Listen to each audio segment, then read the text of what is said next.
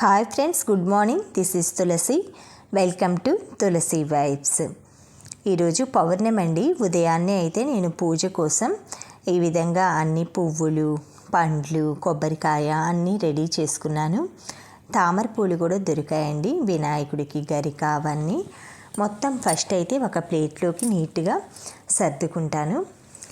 మీకు నేను నా పూజ అది చేసుకుంటూ అసలు కార్తీక మాసంలో దేనికి ప్రసిద్ధి, మనం ఏవేవి మెయిన్గా చేసుకుంటాం అనేది చెప్తానండి. నాకున్న నాలెడ్జ్ ప్రకారం ఉదయాన్నే కార్తీక మాసంలో స్నానం ఒకటి ముఖ్యంగా చేస్తారండి. అది కొంతమంది పౌర్ణమి వరకు కంపల్సరీగా డైలీ మార్నింగ్ లేచేసి 4 o'clock అలా అన్నీ క్లీన్ చేసుకోవటం, స్నానం చేయటం. అంటే ఒకటి మడి చీర అలా ఉంటుందన్నమాట. స్నానాలు అవి చేసుకోవటం, రోజు అదే కట్టుకొని స్నానం చేయటం అలా ఉంటుందన్నమాట. ఆ తర్వాత తులసి పూజ చేయటం. స్నానం అనంతరం మనకి మెయిన్గా తులసమ్మకు పూజించుకుంటాం. తర్వాత లోపల శివయ్యకి మనకు వచ్చిన మంత్రాలతోటి అభిషేకం చేసుకొని సోమవారం అయితే వాటర్ తోటి పాలతోటి అయితే అభిషేకం చేసుకొని మనకి వచ్చిన స్తోత్రాలు మంత్రాలు అవి చదువుకుంటానన్నమాట. ఆ తర్వాత సాయంత్రం పూట గడపల దగ్గర 2 గడపల దగ్గర మనకి ఎన్ని గుమ్మాలు ఉంటే అన్ని గుమ్మాల దగ్గర అయితే దీపాలు, తులసమ్మ చెట్టు దగ్గర దీపం, ఇంట్లో దీపం అండి. దీపానికే విశిష్టమైన ప్రాముఖ్యత ఉందన్నమాట. కార్తీక మాసంలో దీపం, ధూపం, ఇలా స్నానం, తర్వాత దానం అండి. ఏదైనా అన్నదానం కానీ వస్త్రదానం కానీ చాలామంది వీళ్ళు చాలా మంచిగా వీళ్ళకి చాలా అదృష్టం చేస్తుంటారు పూర్వజన్మలో అలా అంటుంటారు కదా. ఈ జన్మలో మంచిగా ఉన్నాయి అన్నీ అనుకుంటాం కదా. ఎలా అంటే మనం చేసే దానం, మనం ఇచ్చే ఏదైనా సరే వస్తువులు అది మనకి 10ంతలుగా వస్తుందండి. అందుకే కార్తీక మాసంలో వస్త్రదానం చేస్తారనమాట. బట్టలు అవి లేని వాళ్ళకి, పేదవాళ్ళకి పంచటం. అలాగా అన్నం కూడా అండి. అన్నం పరబ్రహ్మ స్వరూపం. ప్రతి ఒక్కరికి కూడా లేని వాళ్ళకి, మనకి ఉన్నంతలో లేదు అని చెప్పకూడదండి. ఏదైనా కూడా ఉండి మనం లేదు అని చెప్పామంటే అసలు నిజంగానే లేకుండా ఉంటాయట. మా నానమ్మ పెద్దవాళ్ళు చెప్పారనమాట. కొంతమంది ఎప్పుడు చూసినా కూడా అవి లేవు ఇవి లేవు, మా ఇంట్లో అవి లేవు ఇవి లేవు అని అంటుంటారండి. అలా అనకూడదట. లేవు అయిపోయినాయి అని కూడా అనకూడదట. నిండుకున్నాయి అనాలంట. బియ్యం కానీ ఏవైనా కూడా నిండుకున్నాయి, పాలు నిండుకున్నాయి, బియ్యం నిండుకున్నాయి, తాలిబొట్టు దారంనైతే దారం పెరిగింది అనాలట. అట్లాగా కొన్ని అవి పెద్దవాళ్ళని చూసి నేర్చుకుంటామండి.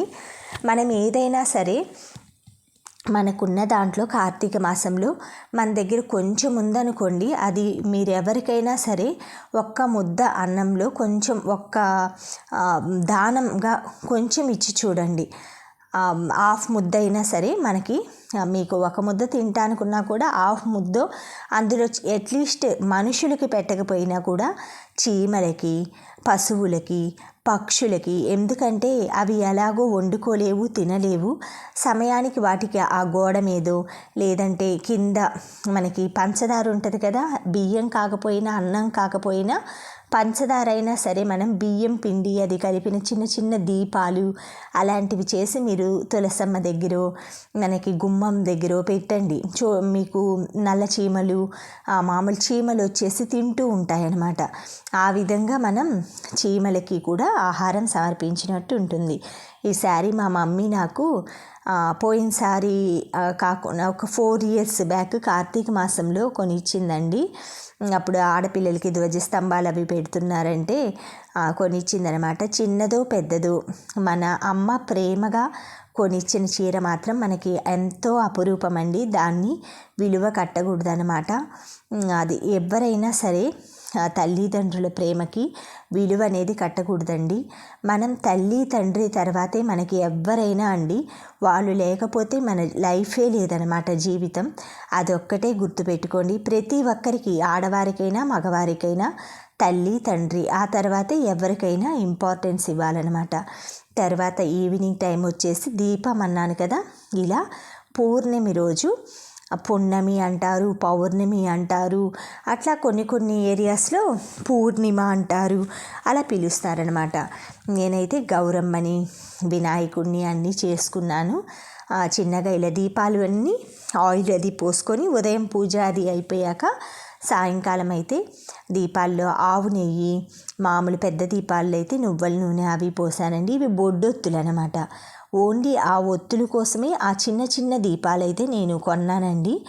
ఎందుకంటే మామూలుగా బొడ్డొత్తి వెలిగించేసి మనం పెద్ద దాంట్లో పెట్టామనుకోండి, అది ఫోల్డ్ అయిపోయి పడిపోతుంది, బెండ్ అయిపోయి. లేదు మనం ఏదైనా ఉసిరికాయ మీద అలా డైరెక్ట్గా పెట్టామండి, ఆయిల్ ఎక్కువసేపు అది ఉండదు. మీరు ఉసిరికాయ పైన ఈ సైజు దీపం అలానే పెట్టి చూడండి, మనకి ఎంతోసేపు ఉంటుంది. చక్కగా ఇలా మనకి ఎటు పోకుండా కూడా స్ట్రైట్గా ఉంటుందన్నమాట. అందుకే బొడ్డొత్తులు దీపాలని చిన్న చిన్నవి మార్కెట్లో అమ్ముతారు. అవైతే నేను ఒక 24 దాకా తెచ్చుకున్నానండి. అంటే 2 డజన్స్ తెచ్చుకున్నాను అనమాట. ఆ తర్వాత నేను ఎప్పుడైనా సరే అండి సరి సంఖ్య అలా తీసుకోను.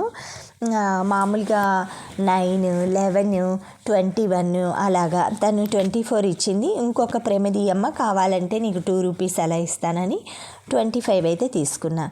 ఇలా లక్ష్మీ గణపతుల్ని, ఇది గౌరమ్మ గణపతి అండి. గౌరమ్మని కూడా కార్తీక మాసంలో అయితే తులసమ్మ చెట్టు దగ్గర పూజ చేసుకుంటానన్నమాట. ఇలా ఒక ప్లేట్లో అయితే తమలపాకులు, గులాబీలు, చామంతులు ఇవన్నీ వేసుకున్నానండి. ఇవన్నీ వేసుకొని అన్నీ చక్కగా ఇలా రెడీ చేసుకుంటున్నాం. మనం ఏదైనా పూజ చేసామనుకోండి, కొంచెం శ్రద్ధగా కష్టపడి కొంచెం డెకరేషను ఈవిడ ఫోటోలు వీడియోల కోసం చేస్తుందని కాదండి. ఎప్పుడు కూడా నేను ఇలాగే చేసుకుంటానండి. నా పాత ఫొటోసు నేను యూట్యూబ్ పెట్టక ముందైనా సరే చక్కగా ఇలా చేసుకోవటం అలవాటు అనమాట. అది ఇప్పుడు 10 మందికి చూపించడం ఇంకా చాలా సంతోషంగా ఉంది. ఇలా పంచవత్తెల హారతులు మధ్యలో ఇలా మనం 365 ఒత్తులు వెలిగించవచ్చండి. చక్కగా ఈ విధంగా వెలిగించుకొని తులసమ్మ చెట్టు దగ్గర వెలిగిస్తాను.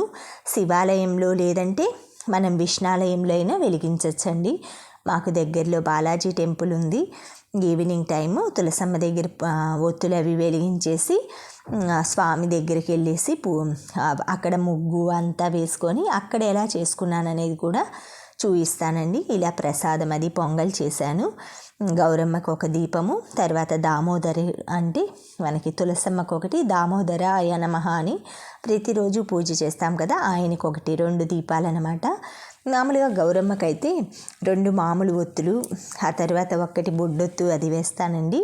ఆ దామోదర స్వామికేమో ఒక్క బొడ్డొత్తే అది వేసి వెలిగిస్తానన్నమాట. తర్వాత ఇలా 5 ఒత్తుల హారతి దాంట్లో అన్నీ రెడీ చేసి పెట్టుకొని తులసి అష్టోత్తరం, దామోదర దండకం అన్నీ చదువుకొని ప్రసాదం అన్నీ నివేదించుకున్నాను.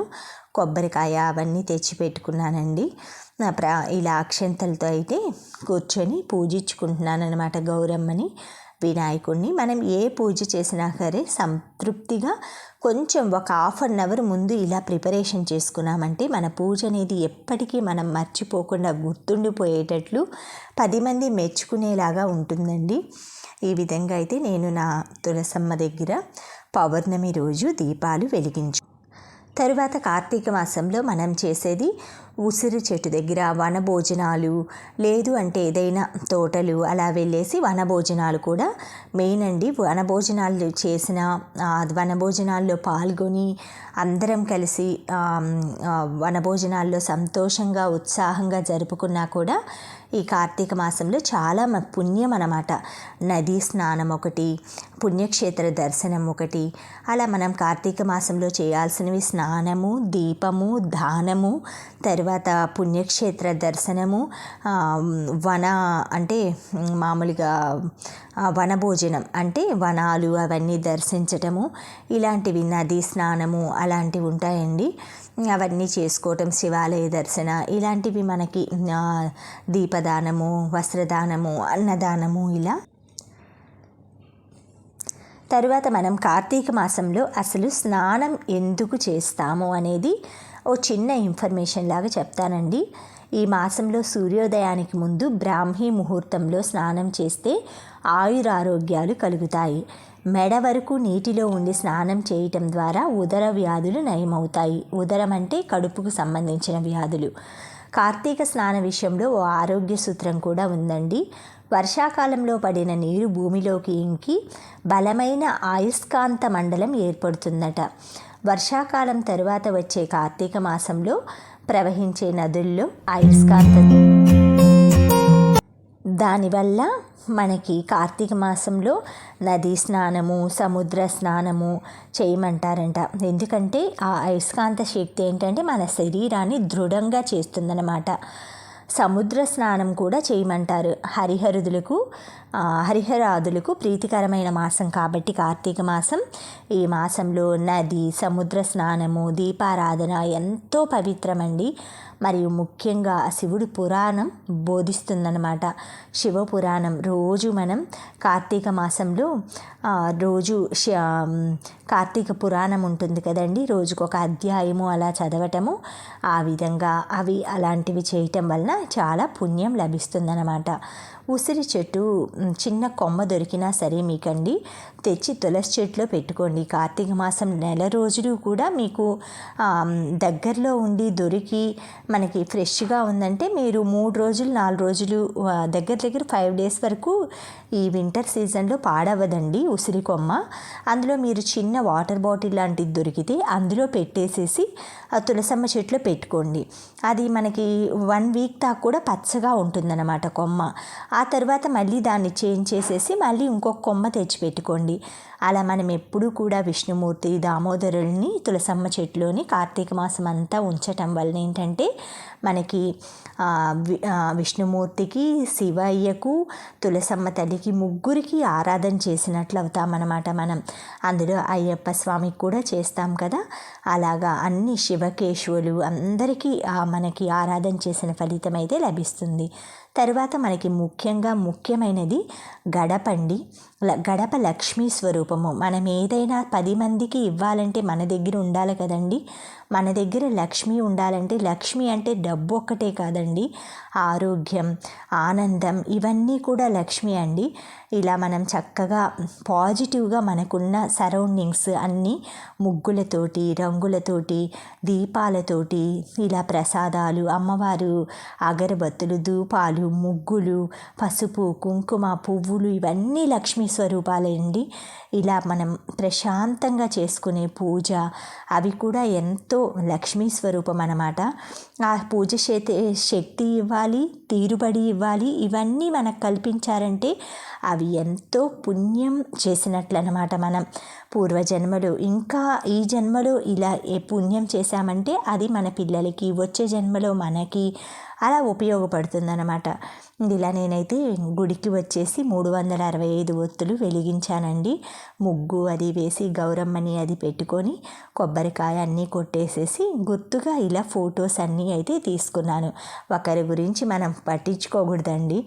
పూజకు వచ్చి ఫోటోలు దిగారంటే అది పూజ చేసుకుంటామండి. ఆ మాట్లాడే వాళ్ళ మనసే మనం అసలు పట్టించుకోకూడదు అనమాట. మంచి మాట్లాడే వాళ్ళని, మంచిగా సలహా ఇచ్చే వాళ్ళని, మంచి చెప్పే వాళ్ళని వినాలన్నమాట. మనం ఏదైనా సరే పాజిటివ్ కాకుండా నెగిటివ్గా చెప్తున్నారంటే మనం ఆ ఏరియా నుంచే బయటకు వచ్చేసేస్తే సరిపోతుందండి. లేదు అంటే మనం చెప్పని విషయాలను కూడా మన మీద వేసేస్తారనమాట. అందుకనేసి ఈ కార్తీక మాసం చక్కగా